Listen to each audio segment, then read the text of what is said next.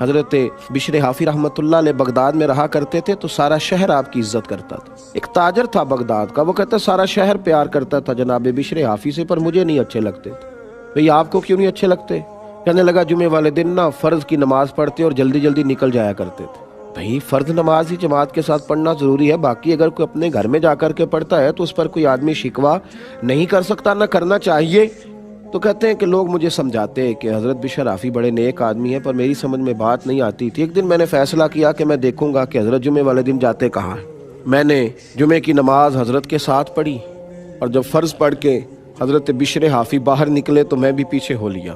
فرماتے ہیں حضرت ایک نان بائی کی دکان پہ گئے اور نان خریدے تو میں نے ایک بدگمانی کی. میں نے کہا ہو پیر صاحب کو بھوک نے ستایا تھا، اس لیے سنن ادا کیے اور نہ نوافل پڑھے اور یہاں آ گئے کھانا کھانے.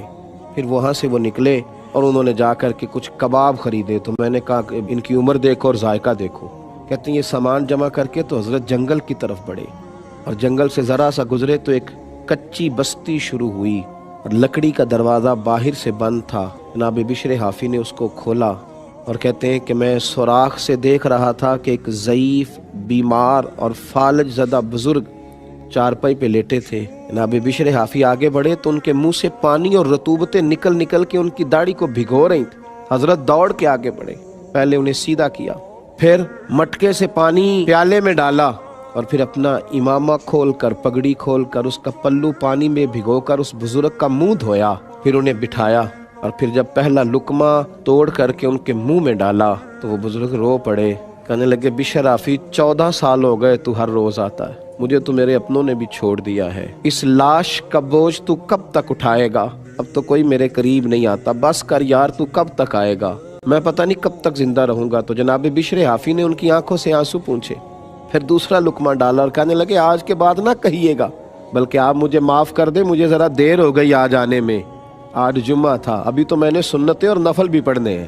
حضرت کھانا کھلا کے نماز پڑھنے لگے اور جب نوافل اور سنن ادا کر کے حضرت باہر نکلے تو تاجر باہر کھڑا تھا.